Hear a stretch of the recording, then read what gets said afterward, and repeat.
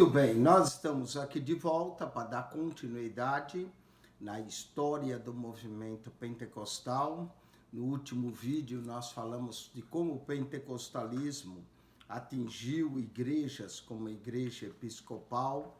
Falamos também do pentecostalismo na igreja luterana, não é? E é interessante que a revista chegou a mencionar que havia 80% de luteranos na década de 80.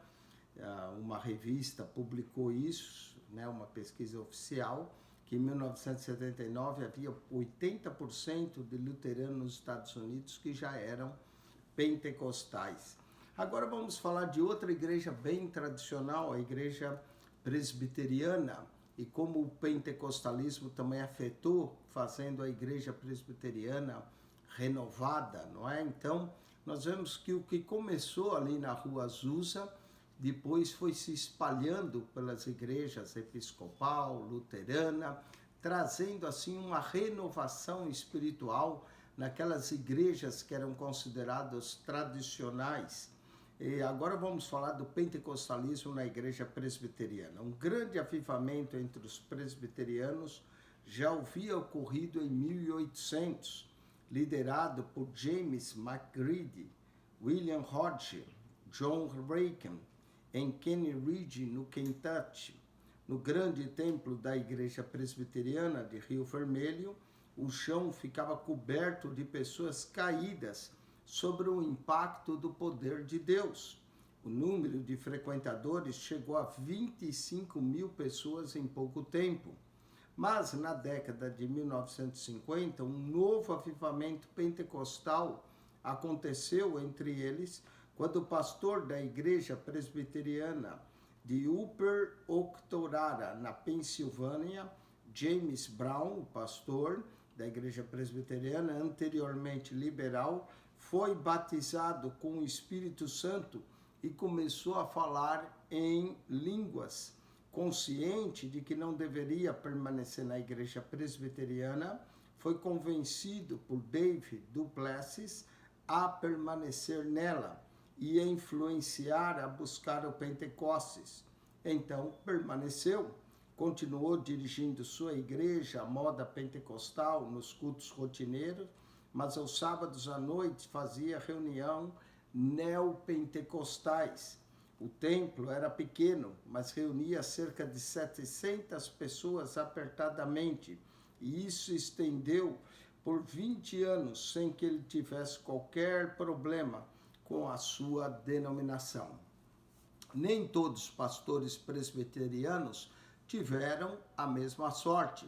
Alguns foram pressionados pela cúpula da igreja, que em defesa dos seus princípios combateu contra George C. Bradford, e os membros do presbitério mandaram a um psiquiatra.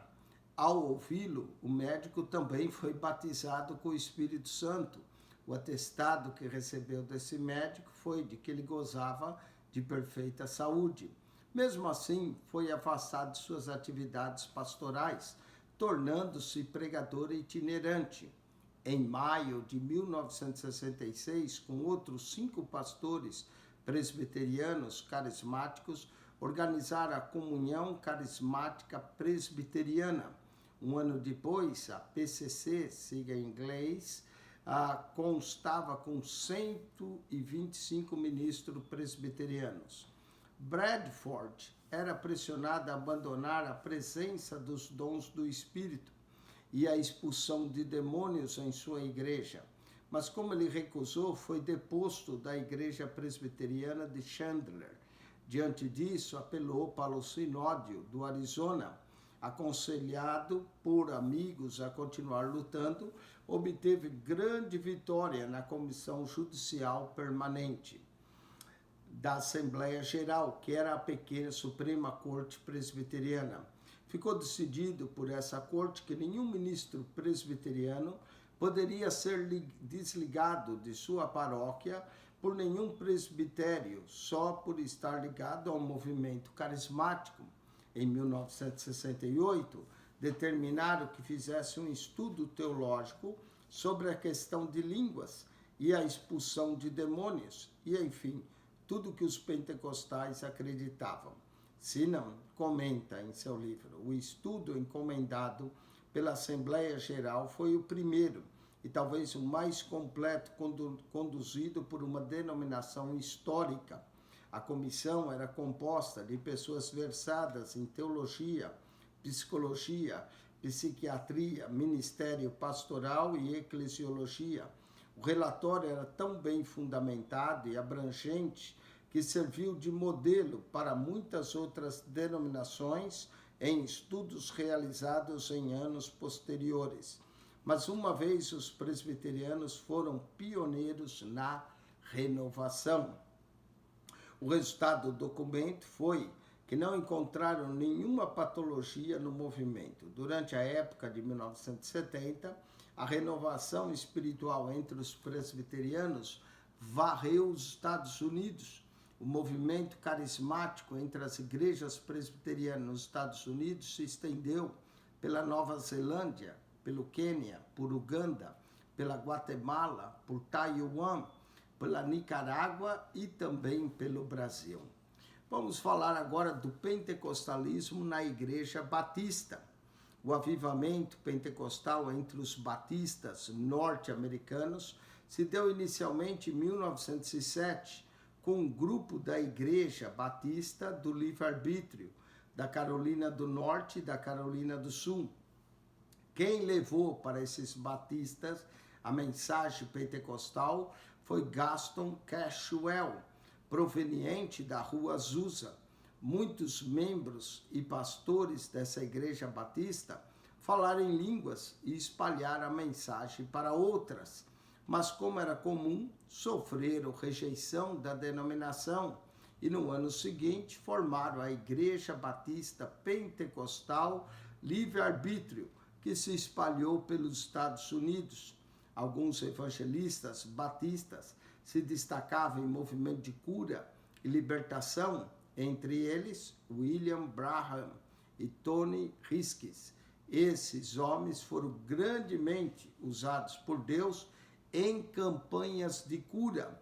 Outro nome que se tornou igualmente famoso foi o de Pat Robertson, filho do senador americano e candidato às prévias à presidência da República pelo Partido Republicano.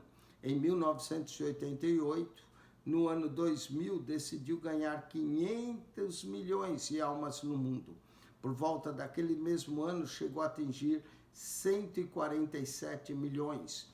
Tornou-se conhecido com o seu programa de televisão, o Clube 700, transmitido em mais de 70 países pela criação da Universidade Regente, a universidade cristã mais importante do mundo, pela Coalização Cristã, pela Operação Bênção e pelo Centro Americano para a Lei e Justiça. A mensagem pentecostal, embora criticada e rejeitada até hoje por denominações mais conservadoras, não se restringiu às igrejas que se estabeleceram como pentecostais, como foi o caso da Assembleia de Deus, tanto nos Estados Unidos como no Brasil e em outras partes do mundo. O poder do Espírito Santo se espalhou e continua a se espalhar, alcançando crentes individualmente, bem como grupo de crentes e às vezes igrejas inteiras, que antes fechadas eram para o mover de Deus, mas agora, ao receberem essa renovação, começaram então a se abrir para o pentecostalismo. Vamos falar agora de alguns evangelistas famosos. O entusiasmo do Pentecoste não se restringe somente às línguas estranhas que acompanham o batismo com o Espírito Santo, mas também nas outras modalidades dons espirituais, conforme Paulo menciona em 1 Coríntios capítulo 12, verso 8 a 10. A cura divina foi uma dessas maravilhas a qual os evangelistas apelavam em suas campanhas para a conquista de almas. Os pregadores do evangelho reuniram pessoas em ambientes fechados e abertos, cobertos e descobertos, contanto que pudesse reunir o maior número de pessoas para ouvir a pregação do Evangelho. Nessas cruzadas, eles sempre oravam por cura e os resultados vinham. Eram muitas as pessoas curadas pelo poder do nome de Jesus. Entre os evangelistas de cura divina, há alguns que fizeram história devido não só ao grande número de experiências de curas que acumularam, como em seus ministérios, mas também o grande número de almas que ganharam para Cristo. Entre esses evangelistas famosos que promoveram cura, nós encontramos o nome de Oral Roberts. Oral Roberts talvez tenha sido um dos mais famosos dos pregadores de cura divina. O nome dele completo é Granville Oral Roberts. Nasceu em Ada, Oklahoma, em 24 de janeiro de 1918 e morreu de pneumonia em Newport Beach, Califórnia, Estados Unidos, em 15 de dezembro de 2009, com 91 anos de idade. Seguiu os passos do seu pai, o reverendo Ellis Melvin Roberts, tornando-se um pastor da Igreja Pentecostal Holiness. Estudou no Oklahoma Baptist College até 1940 e na Phillips University em 1938. Ele se casou com Evelyn Lutman Flantenoskit, filha de um pregador. Oral Roberts pertencia a uma família muito pobre. Era tão magro que até parecia um esqueleto ambulante. Aos 17 anos de idade, quase morreu de tuberculose. Foi quando sua irmã Jewett disse que ele seria curado. Nessa ocasião, não só se voltou para Deus, quando foi realmente curado. Ainda jovem, começou a pregar o Evangelho e a orar por cura divina, tornando-se muito conhecido por isso. Carregava uma tenda com capacidade para 3.000 pessoas que se assentavam em cadeiras dobráveis de metal. Ele chamava os doentes para receberem cura divina. Depois de deixar a Igreja Pentecostal Holiness, fundou a Oral Roberts Association e de 1941 a 1947 pastoreou igrejas, mas em novembro de 1947 deu início à revista mensal Healing Waters, Águas que Curam, e começou a promover cruzadas de fé. Milhares de pessoas faziam fila para receber sua oração para a cura. Realizou mais de 300 cruzadas em 6 continentes e pessoalmente impôs as mãos sobre mais de 2 milhões de pessoas.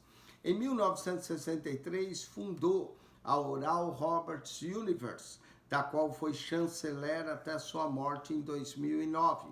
Os alunos deviam assinar um termo de honra comprometendo-se não beber, não fumar e não praticar sexo antes do casamento. Em 1967, construiu uma torre de oração bem no centro da universidade, mas os seus programas de rádio serviram também de grande impulso para o seu ministério. Em 1947, iniciou na rádio e em 1954 na televisão com o programa Vida Abundante. Em 1957 já alcançava 80% dos Estados Unidos.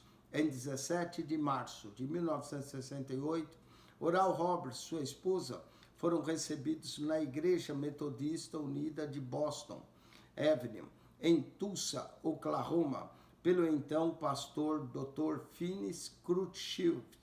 Antes de ser recebido como membro dessa igreja, o pastor Crutchfield promoveu um encontro entre ele e o bispo William H. Smith, o qual lhe disse: "Nós precisamos de você, mas nós precisamos do Espírito Santo mais do que precisamos de você. E olha que nós temos o Espírito Santo na Igreja Metodista." Roberts permaneceu como membro dessa igreja até 1987. Muitos quiseram rotulá-lo de curador da fé, mas ele nunca aceitou nenhum rótulo. Antes dizia que quem cura é Deus. Segundo o dicionário do Christianity in America, Oral Roberts foi frequentemente associado com a teologia da prosperidade e com o movimento Palavra da Fé, por causa de sua ênfase na fé. Mas estudiosos do seu ministério garantem que ele realmente não se identificava completamente com esse movimento. O nome de Oral Roberts, infelizmente, foi maculado nos anos 70 por causa de escândalos financeiros. Tudo começou quando ele anunciou que ele precisava de 8 milhões de dólares para cobrir despesas com a universidade. Se não alcançasse o dinheiro dentro de determinado prazo, ele morreria. Depois de levantar uma quantia superior à que necessitava, constatou-se que o dinheiro não fora corretamente empregado. Mas outros problemas também lhe sobrevieram entre os anos 1970 e 1980. Oral Roberts teve grandes tristezas com a família. Em 1977, sua filha Rebecca e seu genro Maxwell morreram num acidente aéreo. Em 1982, seu filho Ronnie, que servia na guerra do Vietnã, lutando havia anos com uma depressão, suicidou-se após perder o emprego. Richard Robert divorciou-se, casou novamente, sua esposa perdeu um bebê recém-nascido de 2 dias. Nessa época de tanto quebrantamento familiar, Oral Roberts decidiu construir um hospital para o corpo e para a alma, onde, além dos cuidados médicos, os pacientes receberiam também oração. O hospital seria chamado Cidade da Família. Roberts pôs seu coração nesse projeto e cria que, assim como Deus deu, a universidade daria também o hospital. De fato, ele construiu o hospital, mas não teve recurso suficiente para mantê-lo, até que finalmente, em 1989, foi fechado. Apesar desses tristes acontecimentos em sua vida, Oral Roberts, como evangelista e homem de fé, influenciou a muitos pregadores pentecostais com seu ministério de pregação e cura divina. Em 1993, com 75 anos de idade, Oral Roberts aposentou-se e mudou para a Califórnia. Sua esposa Evelyn morreu em maio de 2005 e ele em 15 de dezembro de 2009. Outro nome bem conhecido que tinha um ministério de cura, T.L. Osborne. Thomas Lee Osborne nasceu em Poughkeepsie, 23 de dezembro de 1923, nos Estados Unidos, e faleceu em Tulsa, em 14 de fevereiro de 2013. Destacou-se como um dos primeiros evangelistas pentecostais a realizar cruzadas evangelísticas ao redor do mundo. Assim que se casou com Daisy, com 17 e 18 anos, respectivamente, partiram para o campo missionário na Índia.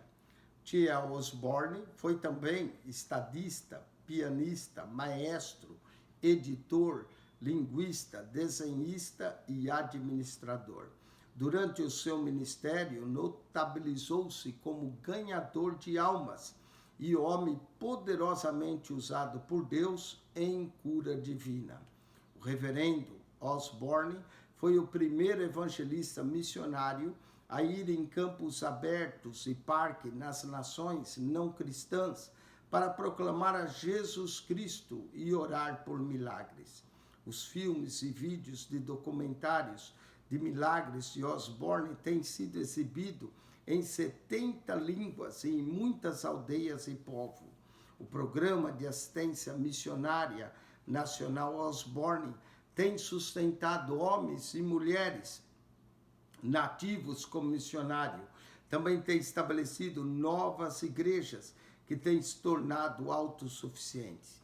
Osborne escreveu alguns livros que se tornaram best-seller, como Curai os Enfermos e Expulsai os Demônios, com mais de 1 milhão de cópias. Escreveu também Ganhando Almas, o plano de amor de Deus, a vida abundante, impacto, conquistando almas lá fora, onde os pecadores estão. Você é o melhor de Deus. Tudo livros de Osborne. Tia Osborne visitou o Brasil algumas vezes, onde tinha amigos como o missionário R.R. Soares, o apóstolo Doriel de Oliveira e o apóstolo Wilson Aului. Muitos pregadores pentecostais norte-americanos foram levantados por Deus ao longo do século XX, dando continuidade ao avivamento que começou no início daquele século, tendo praticamente como quartel-general o avivamento da Rua Azusa. Com forte ênfase na conquista de almas e na propagação de cura divina, tais pregadores alcançaram grande fama e alguns deles construíram verdadeiros impérios. Alguns conservaram o mesmo cuidado até o fim. Outros, infelizmente, tropeçaram pelo caminho, envolvendo-se em desvios doutrinários, como foi o caso de William Branham, que aderiu ao unicismo e, no exagero da sua mística, autodenominou-se o último profeta do século. Assim como João Batista, que foi o precursor de Jesus, à luz de Malaquias 4, 5 e 6, ele, William Branham, proclamou-se o último profeta na terra que precederia o arrebatamento da igreja. Alguns evangelistas norte-americanos famosos tropeçaram no amor ao dinheiro, cometendo abusos, e outros praticando imoralidade sexual, causando vergonha à causa do evangelho, o que nos leva a pensar na grandiosidade de Deus e na força do seu poder em compartilhar algo tão grande como alguém tão pequeno quanto nós. Vamos agora falar do pentecostalismo brasileiro, do movimento pentecostal no Brasil. O movimento pentecostal no Brasil começou como fruto da obra missionária de estrangeiros europeus que vinham de Chicago, nos Estados Unidos, e que foram contagiados pelo mover pentecostal iniciado em Los Angeles. Um deles foi o italiano Luigi Francescon e os suecos Daniel Berg e Gunnar Vink. A chama do ardor pentecostal batia no coração daqueles futuros missionários, conclamando-se para servir a Deus em terra estrangeira. Primeiro foi o italiano que chegou ao Brasil. Um ano depois, os jovens suecos, Gunnar Vink e Daniel Berg. O italiano Luigi Francescon foi responsável pela fundação da Congregação Cristã no Brasil. O pentecostalismo chegou no Brasil, então, através da Congregação Cristã, que iniciou-se em 1910 com o italiano Luigi Francescon, que era de origem católica. Francescon mudou-se da Itália para Chicago, Estados Unidos, em 1890. Após ter cumprido o serviço militar, trabalhava como artesão, fazendo mosaicos, e assim decorou muitas mansões em Chicago. Nessa cidade, converteu-se ao evangelho pela pregação de Miguel Nardi. Inicialmente, frequentava uma igreja batista, transferindo-se um ano depois para uma igreja presbiteriana, onde serviu como diácono. Luigi Francescon entrou em contato com o movimento pentecostal em 1907, através do pastor William Durham, passando a segui-lo desde então. Antes mesmo de seguir Durham, Francescon havia rompido com a igreja presbiteriana, em razão de uma revelação divina acerca do batismo por imersão, segundo a ordem do Senhor Jesus Cristo.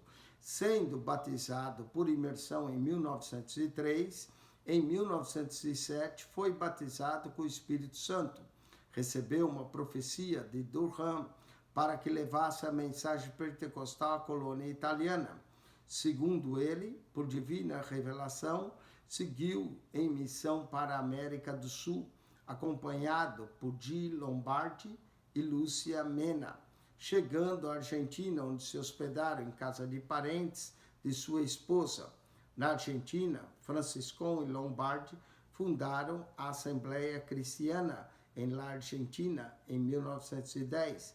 Franciscon e Lombardi, acompanhados de suas famílias, dirigiram-se agora a São Paulo, porém tiveram grandes dificuldades no início. Lombardi voltou para a Argentina e Franciscon foi para a cidade de Santo Antônio da Platina, no Paraná. Mas não demorou a voltar para São Paulo, onde pregou em italiano na Igreja Presbiteriana no Brás, um bairro que era eminentemente italiano, e como resultado provocou muita divisão. Muitos presbiterianos o seguiram e logo formou-se então a congregação cristã naquele bairro com 20 pessoas. Converteu-se nessa época o italiano Vincenzo Piviani, sua esposa e mais 9 pessoas, e assim a sua congregação logo começou a ganhar força. Franciscon não permaneceu o tempo todo na obra missionária brasileira. Viajava com frequência para os Estados Unidos, onde mantinha a sua base. No Brasil, tornou-se uma figura venerada pelos irmãos da congregação, tanto que a única literatura permitida entre os seus membros foi uma obra publicada em 1942, que falava sobre as origens do seu grupo. Diferentemente de qualquer outra denominação evangélica, a congregação cristã no Brasil não aceita qualquer literatura que não seja a Bíblia. Sua unidade e tradição decorre da oralidade. A própria Bíblia é usada como oráculo, em que depois de lida, aquela que está como a palavra fala tudo o que sente e entende do que leu, sem que haja sermão preparado previamente. Os irmãos da congregação cristã no Brasil não estudam sistematicamente as Escrituras e não adotam seminários. Seus cultos são solenes, moderados, e sua teologia é radicalmente calvinista. Não pregam o evangelho a ninguém, porque acredita que os que são predestinados virão de qualquer jeito, sem que haja necessidade de pregar para eles. Nos cultos, homens e mulheres se assentam separadamente. As mulheres é obrigatório o uso do véu, e a saudação inclui o ósculo santo, que, embora seja santo, é restrita a pessoas do mesmo sexo. Não falam em dinheiro, não recolhem dízimos, nem tiram ofertas. Toda contribuição financeira é feita de modo discreto, sendo entregue de modo particular e sempre em dinheiro, nunca em cheque, para que não saiba quanto que a pessoa está dando. Uma vez por ano, reúne-se em sua sede no bairro do Brás, em São Paulo, onde tem um grande prédio com capacidade para milhares de pessoas. Está estabelecido que na Semana Santa eles tenham essa convenção. É comum também entre os membros da congregação cristã no Brasil empreenderem viagens para conhecerem outros irmãos, uma vez que não usam a literatura para a divulgação do trabalho. Valorizam muito o anonimato, assim não há pregadores conhecidos, exceto o ancião do Brás, Miguel Espina, que é de família abastada, proprietário de uma empresa com cerca de 1.500 funcionários. Ele era mandado pelos 5 irmãos para que pudesse se dedicar em tempo integral ao ministério. Miguel Espina faleceu em 22 de maio de 1993. Era grandemente respeitado por ser o sucessor do fundador Luigi Franciscon. Talvez a maior oportunidade de serviço que um membro da congregação cristã possa ter é a de participar como músico nos cultos, em todas as casas de oração eles têm orquestra. Os músicos não usam partituras com arranjos escritos para cada instrumento. Todos usam o inário e eles o fazem sempre a 4 vozes. A prevalência musical é para os instrumentos de cordas, como violino, viola, violoncelo e contrabaixo, ainda que também haja instrumentos de sopro. Devido à sua dedicação musical, a congregação cristã tem despejado muitos musicistas excelentes nas melhores orquestras sinfônicas do país. Às mulheres é permitido tocar apenas órgão. A congregação cristã era chamada inicialmente de Congregação Cristã do Brasil, nome que mais tarde foi trocado para Congregação Cristã no Brasil. Essa igreja, apesar de ter obtido relativo crescimento ao longo de um século, não teve o mesmo êxito que a Igreja Evangélica Assembleia de Deus. Por exemplo, por ser uma igreja mais reservada, não propensa à evangelização. Embora fosse um ano mais velha que a Assembleia de Deus, em 1940 foi ultrapassada por ela. O calvinista Franciscon nunca se interessou pela evangelização, por entender que os eleitos do Senhor são levados por ele aos cultos, sem que precisem ser evangelizados. Embora ainda hoje os membros da congregação cristã no Brasil pratiquem o proselitismo entre membros de outras denominações evangélicas. A congregação cristã no Brasil não teve o mesmo crescimento que a Assembleia de Deus devido à razão étnica, bem como a sua linha teológica calvinista, como explica Gedeon Alencar.